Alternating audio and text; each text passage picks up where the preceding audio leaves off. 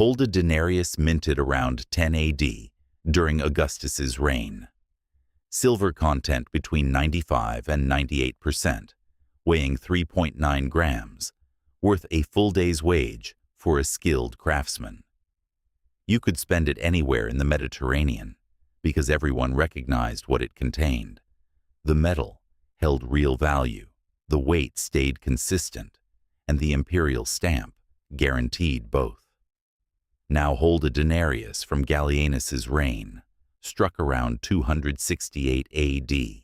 Same name, same coin, same empire, claiming continuity across 2.5 centuries. Except this one contains 5% silver at most, mostly copper with a silver wash that rubs off when you handle it, weighing about 3 grams. From sound money that built an empire, to worthless metal that couldn't buy a loaf of bread, and the transformation took 200 years. Rome didn't fall because barbarian armies suddenly became unstoppable. Rome fell because its money became worthless first, and when money becomes worthless, everything else collapses after. Tax collection in currency nobody trusts becomes impossible. Soldiers refuse coins they know are worthless. Trade networks break down when merchants won't accept your money. Economic collapse came first. Military and political collapse followed. This video covers how currency debasement destroyed the Roman economy across 2 centuries, why Diocletian's 301 AD attempt to make inflation illegal failed catastrophically, and how Rome's economic death preceded any barbarian arrival at the gates. The story isn't about military defeat, but about what happens when governments destroy their own money to pay for things they can't afford. And the lesson applies to every empire that's tried the same thing since. 211 BC brought the introduction of the denarius during the Second Punic War, when Rome needed a reliable way to pay soldiers fighting Hannibal and facilitate trade across rapidly expanding territories. Nearly pure silver weighing between 4.2 and 4.5 grams, the denarius became the backbone of Roman currency for over 400 years. And the name itself tells you something. Derived from the Latin word for 10, because it originally equaled 10 bronze asses, Roman money rested on weight and metal content rather than government decree. Augustus became the first emperor in 27 BC and made monetary stability a priority. He increased the denarius's silver content to between 95 and 98%, while standardizing weight at 3.9 grams. And this wasn't arbitrary, since Augustus grasped that sound money was essential for empire. His soldiers needed payment in currency they could spend anywhere. Merchants required money they could trust for long-distance trade, and tax collectors demanded a standard unit that held consistent value across time. The system functioned exactly as designed. Roman soldiers carried denarii from Britain to Egypt and spent them freely because the silver content stayed reliable. Merchants traded across the Mediterranean, knowing that a denarius in Rome bought roughly what a denarius bought in Alexandria, and tax revenue arrived as silver coins that held their value year after year. Empire expanded on this foundation of monetary stability. Trajan ruled from 98 to 117 AD and pushed the empire to its greatest territorial extent, while the denarius still contained 80 to 85% silver. Trade flourished, the economy thrived, and Rome's military dominance rested on fiscal capacity that other powers couldn't match. Persian empires and Germanic tribes possessed nothing resembling Rome's sophisticated monetary system, which gave Rome enormous advantages in sustaining long military campaigns and administering vast territories spanning 3 continents. This was the empire at peak performance. Sound money supporting expanding trade networks, military superiority backed by economic power, and the administrative capacity to govern hundreds of millions of people. But the foundation of everything was that denarius, and what happened to that coin over the next 2 centuries, would bring the entire structure crashing down. If this deep dive into Rome's economic collapse is what you're here for, subscribe to the Economic History. We cover civilization-scale economic stories like this. Next video, we're analyzing the economic history of slavery in America. 64 AD saw Rome burning, the Great Fire destroying 2/3 of the city and leaving Nero facing enormous reconstruction costs. He also wanted to build the Domus Aureus, his extravagant golden house, on the cleared land, and the problem came down to money. How to pay for rebuilding and imperial vanity projects when the treasury already strained under military campaign costs. Nero chose the easy option and debased the denarius. Silver content dropped from Augustus's 95% down to 90%, while weight fell from 3.9 grams to 3.4 grams, which meant Nero could mint more coins from the same amount of silver.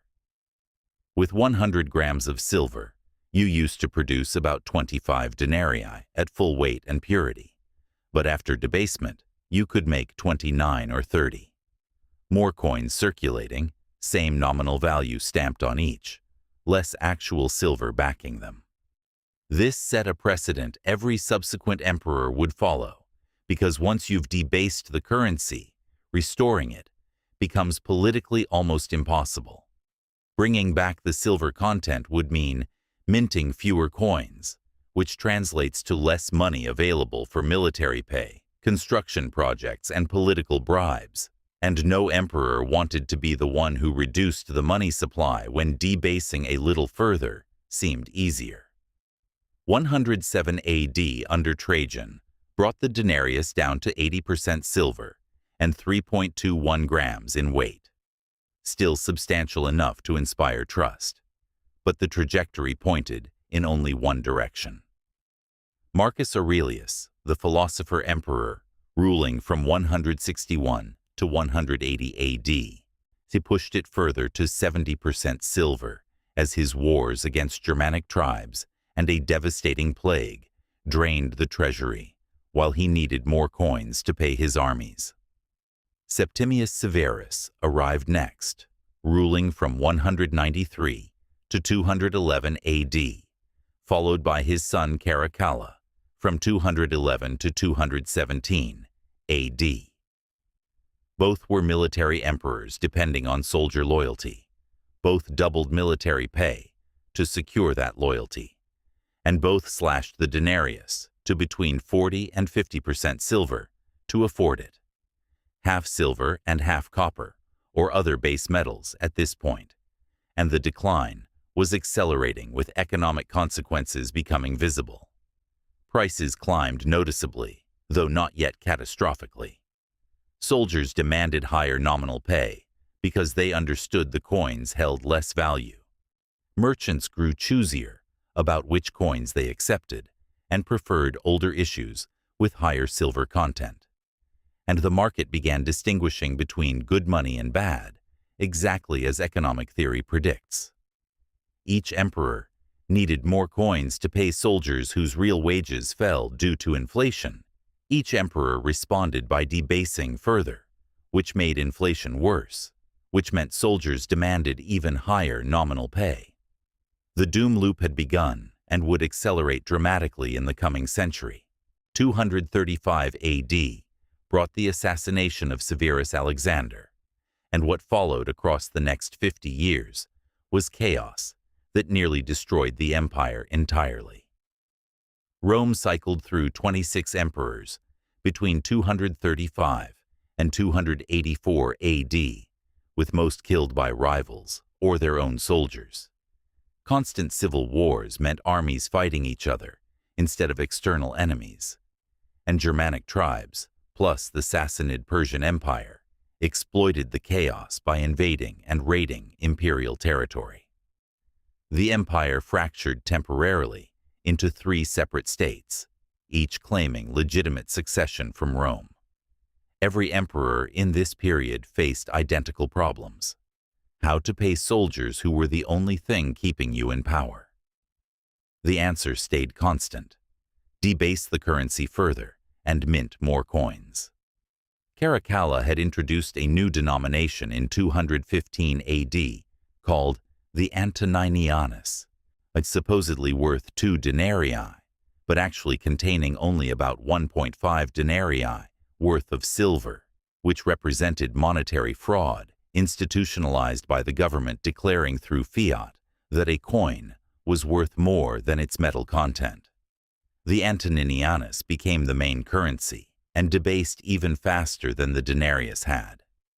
Gallienus's reign from 253 to 268 AD saw the Antoninianus drop to 5% silver, while Claudius II pushed it down to 2% by 269 AD. These were copper coins with thin silver coating that wore off through handling, essentially worthless as silver currency, and everyone knew it. Economic effects proved devastating. Inflation exploded to around 1,000% across the 3rd century, with some estimates going much higher. The 1 measure of wine that cost 1/8 of a denarius at the empire's height, now costing 8 debased denarii by 301 AD, which represents 6,300% inflation on that single item. A pound of gold that might have cost 1,000 denarii in the early empire was costing 72,000 denarii by 301 AD. Trade networks broke down because merchants couldn't trust currency that might lose half its value by next month. Barter became common in many regions. Taxation grew increasingly difficult since the government demanded payment in currency nobody wanted, and soldiers refused to accept denarii for pay, while demanding gold, goods, or the right to plunder civilians instead. Regional fragmentation accelerated as different areas essentially abandoned the imperial currency and developed local arrangements. Cities declined because urban economies depend on money for complex transactions, and when money becomes unreliable, people retreat to simpler agricultural arrangements where they produce their own necessities. Rome's population itself began a long decline from about 1 million inhabitants toward an eventual low of perhaps 30,000 by the year 500. This was hyperinflation in the ancient world, and while we lack the statistical apparatus to measure it precisely, the contemporary accounts are clear. Prices rose rapidly, currency became worthless, and the economic foundations of the empire were crumbling. The crisis of the 3rd century was primarily an economic crisis caused by currency debasement that manifested as military and political chaos. Diocletian seized power in 284 AD and managed to restore some order by creating the Tetrarchy, dividing the empire's administration and defense among 4 co-emperors. Currency reform followed with new gold and silver coins at higher purity levels. The Aureus in gold and the Argenteus in silver, supposedly restoring confidence in imperial money. But reforms didn't stop inflation because Diocletian couldn't address the fundamental problem. Government still spent more than it collected in taxes, still paid soldiers in currency they didn't fully trust, and still dealt with an economy that had shrunk dramatically from its 2nd century peak. 301 AD brought inflation severe enough that Diocletian decided on a radical solution and made inflation illegal. The Edict on Maximum Prices was issued in 301 AD and remains one of the most revealing documents in Roman history. The edict set legal maximum prices for over 1,000 goods and services throughout the empire, everything from wheat to wine, clothing to transportation, farm laborer wages to teacher and lawyer fees. Prices were carved on stone tablets and displayed in marketplaces across the empire, so everyone would know the law. Death was the penalty for violating price controls. Merchants who charged more than the maximum could be executed. Buyers who paid more than the maximum could be executed. And the edict was enforced by imperial officials and local authorities who had incentives to find violators. Economic policy backed by the threat of execution. The edict's preamble tells you everything about how Diocletian understood the problem. He blamed greedy merchants for inflation, accusing them of exploiting scarcity and driving prices beyond reasonable levels, and the language turns moralistic while talking about avarice and the need to protect common people from profiteering. Diocletian claimed that prices rose not by years, not by months, but almost by hours, which suggests he was dealing with something approaching hyperinflation. But Diocletian had the causation backwards. Merchants weren't raising prices from greed, but because the currency was losing value and they needed more coins to cover their costs. The inflation was being driven by currency debasement and excessive money creation, rather than merchant behavior, and price controls couldn't fix that, while only making economic distortions worse. And that's exactly what happened. Merchants couldn't sell at mandated prices without taking losses, so they withdrew goods from the market since hoarding grain or wine and waiting beat selling at prices that didn't cover costs. Black markets emerged where goods traded at real market prices far above the legal maximums, and shortages developed because legal markets dried up, while illegal markets couldn't operate openly or at scale. Lactantius, a Christian writer who lived through this period, described the outcome. Men were afraid to expose anything to sale, and the scarcity became much more grievous than before. Reports emerged of violence as authorities tried enforcing the edict while merchants tried evading it, and the edict created chaos without solving inflation. Enforcement collapsed within a year. By the end of Diocletian's reign in 305 AD, the edict was mostly ignored, since you can't legislate away inflation when the underlying cause is monetary, and you can't force people to accept worthless currency, no matter how harsh the penalties. The edict on maximum prices stands as one of history's clearest examples of why price controls don't work and why governments can't solve monetary inflation through legal decree. The deeper problem that neither Diocletian nor his successors could solve came down to this. The imperial government depended on tax revenue.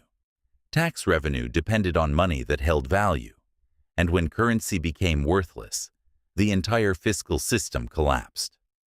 Roman taxation had traditionally been collected in coins. Provinces sent tax revenue to Rome in denarii, and Rome used that revenue to pay soldiers, fund construction, and administer the empire. But by the late 3rd and early 4th centuries, this system had broken down completely. Nobody wanted payment in debased coins, which meant the government couldn't use those coins to pay for anything, and the currency had failed in its most basic function. Shifting toward taxation in kind became the government's response. Instead of demanding coins, imperial officials demanded grain, livestock, cloth, and other goods directly while also demanding labor service, essentially a form of corvée where people had to work on imperial projects without wages. This system, called the annona, became the primary way the late Roman government extracted resources from its population. Taxation in kind proves far less efficient than taxation in money. You can't easily move grain from Egypt to Britain the way you move coins. You can't store cattle the way you store silver. You can't divide a cow into small change for minor expenses, and the administrative apparatus required for collecting, storing, transporting, and distributing goods grows vastly more complex than simply collecting coins and spending them. More critically, you can't pay distant armies with grain collected in one province. Roman legions stationed on Rhine or Danube frontiers couldn't be provisioned effectively with goods collected in Africa or Asia Minor, and the breakdown of monetary taxation meant the breakdown of the empire's ability to project military power across long distances. Soldiers understandably refused payment in nearly worthless coins. They demanded gold, which was scarce. Or they demanded the right to extract payment directly from civilians through what amounted to legalized plunder, and this destroyed the relationship between the army and the population it supposedly defended. Instead of protecting civilians from external threats, soldiers became an internal threat themselves. Regional fragmentation accelerated as areas essentially abandoned monetary exchange and reverted to more localized, less complex economic arrangements. A long-distance trade declined because merchants couldn't trust currency for large transactions. Cities shrank because urban populations couldn't be fed when monetary and trade systems broke down, and the complex interconnected economy that had characterized the empire at its height was being replaced by something much simpler, more localized, and much poorer. Infrastructure collapsed as well. Maintaining Roman roads, aqueducts, and public buildings required money to pay workers and buy materials. But when money became worthless, maintenance stopped.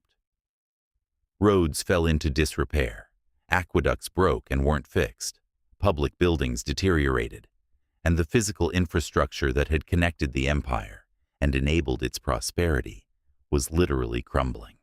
King Constantine ruled from 306 to 337 AD and introduced a new gold coin called the solidus that did remain stable and valuable for centuries.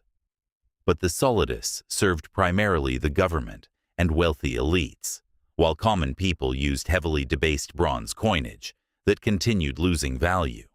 The economy had bifurcated into a gold-based economy for the powerful and a worthless bronze economy for everyone else. And that division meant the government had lost the ability to mobilize the economic resources of the population as a whole. By the 5th century, the Western Roman Empire was economically dead. The government couldn't collect meaningful tax revenue, couldn't pay reliable armies, couldn't maintain infrastructure, couldn't support the urban centers that had been the jewels of the empire, and the economy had regressed to a level of development not seen in centuries. 476 AD brought the deposition of the last Western Roman emperor, Romulus Augustulus, by the Germanic chieftain Odoacer. This date gets traditionally cited as the fall of the Western Roman Empire, but the empire was already dead, and what Odoacer deposed was a ghost, a government controlling almost no territory, commanding almost no revenue, and fielding almost no army. The real fall had happened earlier through economic collapse rather than military conquest. Running a government without reliable currency becomes impossible. Paying soldiers when your money is worthless can't be done. Collecting taxes when nobody accepts your coins doesn't work. Maintaining infrastructure or supporting cities or conducting long-distance trade when the monetary system has failed proves impossible. Economic collapse precedes and causes military and political collapse, and that's exactly what happened to Rome. The Western Empire didn't fall because barbarian armies suddenly became superior.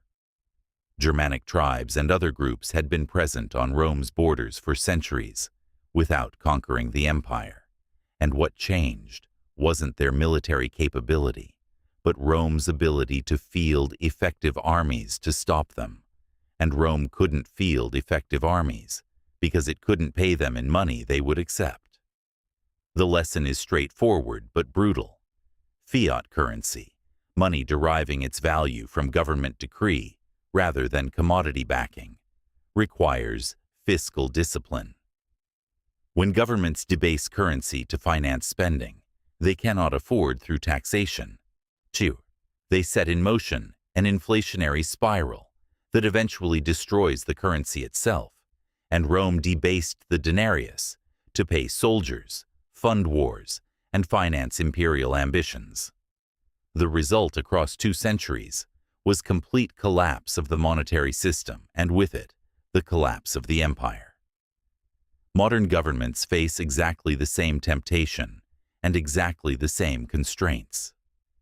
Printing money, or its modern equivalent of expanding the money supply through various financial mechanisms, proves politically easier than raising taxes or cutting spending, but economic laws don't change.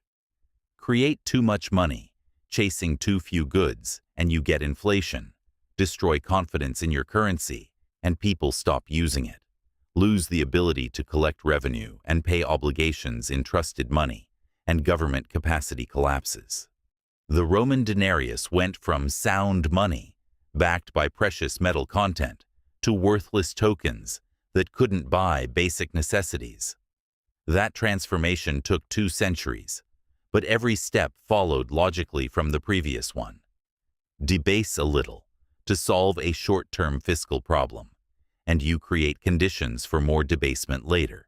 Keep doing it long enough, and you destroy the currency entirely.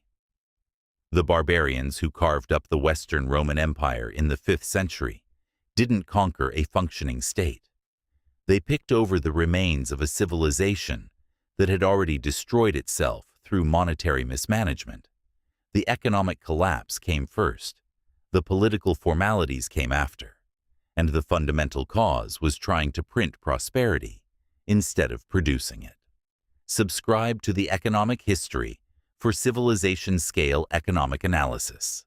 Next video: the economic history of slavery in America. How the most profitable agricultural system in the world nearly destroyed the nation it enriched.